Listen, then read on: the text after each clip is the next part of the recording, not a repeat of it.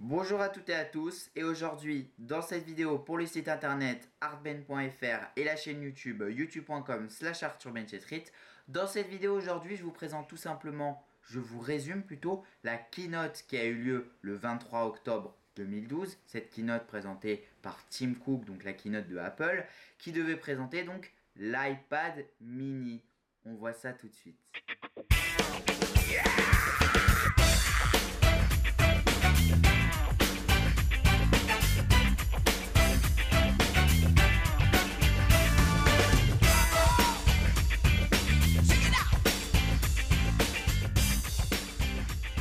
Comme je vous l'ai dit juste avant le jingle, aujourd'hui on parle de la keynote qui a eu lieu le 24 octobre 2012, donc c'était hier soir. J'ai suivi la keynote, en plus Apple était sympa hier soir et elle retransmettait la keynote pour ceux qui le voulaient.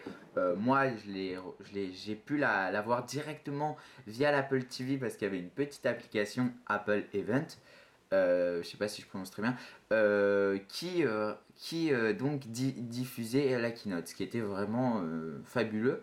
Et je pense même qu'il y a des chaînes qui ont dû prendre le flux et eux-mêmes aussi le rediffuser. Voilà, donc en fait, je vais vous résumer un peu cette keynote qui a eu lieu. Donc tout d'abord, il y a eu donc Tim Cook qui a débarqué et qui nous a annoncé les statistiques. Comme d'habitude, c'est toujours le même ordre dans une keynote. On a en premier lieu les statistiques, c'est-à-dire on a quand en fait il va faire le bilan de ce qu'ils ont vendu, de ce qui s'est passé, et voilà, de ce qui s'est passé dernièrement. Donc la moitié du temps c'est keynote où ils présentent le produit et la prochaine keynote en fait ils disent les statistiques des ventes et à peu près les chiffres. Voilà. Donc en fait, Tim Cook est arrivé à présenter les chiffres. Donc on est à 200 millions d'appareils sous iOS 6, ce qui est vraiment énorme. Vous imaginez 200 millions d'appareils sous iOS 6 donc, qui ont téléchargé ou d'iPhone 5, qui ont l'iOS 6 de base. Et il y a 5 millions d'iPads qui ont été vendu lors du week-end du lancement. Donc ça veut dire en un week-end. Donc un week-end c'est bon, disons samedi, dimanche, je sais pas si on a compté vendredi. En un week-end, on a eu 5 millions de ventes. Bon, pas dans un magasin, non. Bien sûr, dans tous les magasins Apple, tous les retail, et après on compte aussi l'Apple Store en ligne. Donc ce qui est vraiment énorme. Bon après il nous a parlé de petites choses un peu, on s'en fichait un peu du style 6,5 milliards de dollars ont été reversés aux développeurs, 300 millions de d'iMessages il y a eu, donc c'est déjà pas mal, hein, mais franchement, c'était pas dans la keynote le truc le plus croustillant qu'on voulait. Bon, après, pour les journalistes, c'est toujours sympa d'avoir ces types d'informations. Par la suite, Tim Cook a laissé place à Phil, comme il prononce à chaque fois dans ses keynotes. Phil Schiffer, si je prononce bien, ou je sais plus comment c'est son nom de famille, en tout cas son prénom c'est Phil, a présenté l'iPad mini après avoir montré des tas de trucs qui servent à rien, des fonctionnalités, pas de l'iPad, mais d'autres choses qui servent à rien. Donc pas de Retina sur cet iPad mini, donc on l'attendait déjà, les rumeurs le disaient. L'iPad mini est donc là. Donc pas de Retina, il fait 7,9 pouces, je trouve. Après, je vous dirai ce que j'en pense. Il y a la Smart Cover qui est vendue, je crois, séparément. Donc Smart Cover pour l'iPad mini. Il y a un processeur A5 qui est plus petit maintenant que le nouvel iPad, mais on en parlera après. Et il y a 10 heures d'autonomie. Il est disponible en 16 Go, en 32 et en 64. Le prix de cet iPad mini, je crois que de base, ça me revient, c'est 339 euros et 329 dollars. Donc, ce qui est vraiment un peu de l'arnaque parce qu'on passe de euros. Déjà qu'ils laissent, ils convertissent pas. Alors, si en plus ils augmentent, on s'en sort plus. Et le premier prix sera, enfin, l'iPad Wi-Fi sera en précommande via l'Apple Store dès le 26 octobre, soit dans 2 jours. Donc il sera disponible en noir, en blanc, bon c'est à peu près le même principe sauf qu'il est plus petit. Alors personnellement moi j'en pense ni plus ni moins. Cet iPad c'est ridicule. Steve Jobs l'avait dit qu'il voulait pas sortir d'iPad mini. Ils ont attendu qu'ils savent plus là et ils sortent l'iPad mini. C'est ridicule. C'est déjà qu'on disait que l'iPad c'était l'iPhone. Alors là, on peut même plus dire que c'est l'iPhone, c'est l'iPhone.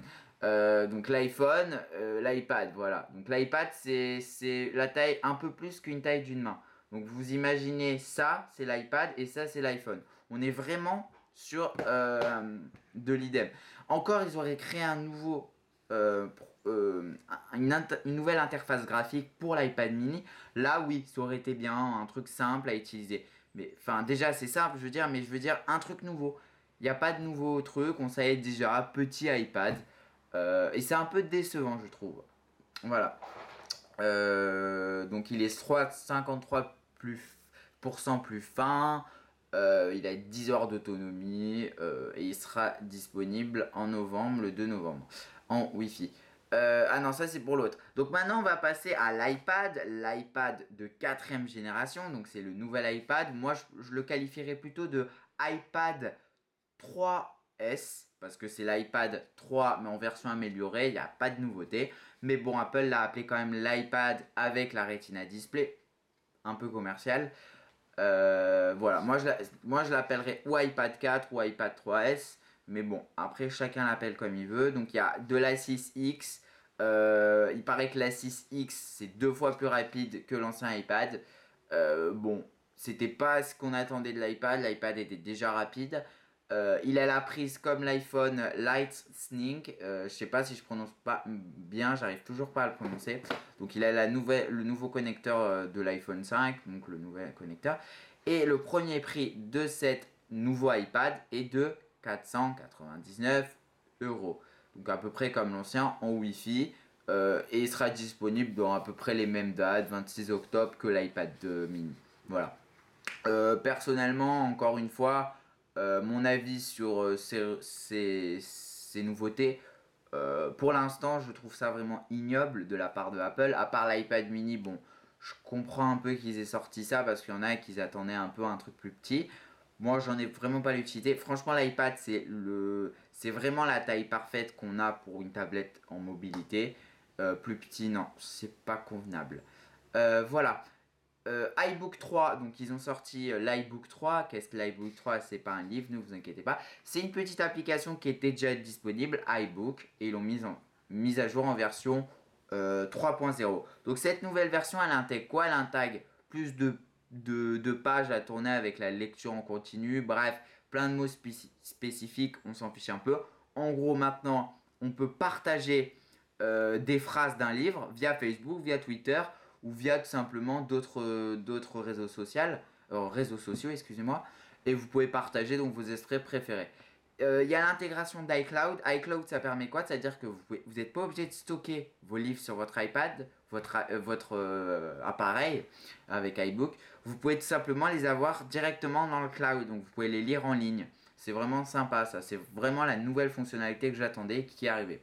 Donc, et Apple, ils ont aussi profité de la conférence pour présenter la mise à jour d'iBook Author. iBook Author, c'est pour tous les auteurs qui veulent créer des livres. Bon, bien sûr, il faut être un auteur, il ne faut pas s'appeler n'importe qui pour aller publier un livre sur l'Apple Store, sur l'iBook Store plutôt.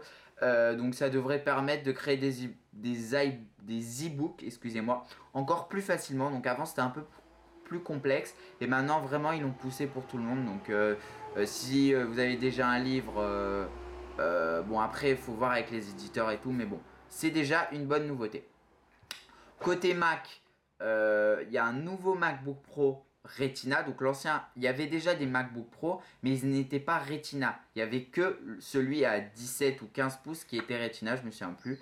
Et donc maintenant, lui à 13 pouces et maintenant Retina. Par contre, c'est plus le même prix. J'ai pas le prix encore, mais je crois que c'est 1700 euros. Enfin, ça monte très très haut quand c'est Retina.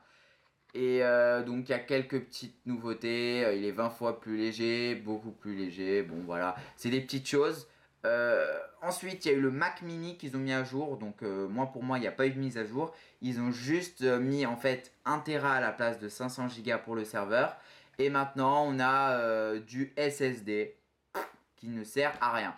Et soi-disant, il serait plus fin. Donc moi j'ai vu ces rumeurs qui disent qu'il est encore plus petit que l'ancien. Mais en fait, je crois que c'est la même taille. À vérifier. Ensuite, on a eu le droit, alors ça c'est ce qui m'a plu dans cette keynote, on a eu le droit à un nouvel iMac. Ce nouvel iMac présente quoi?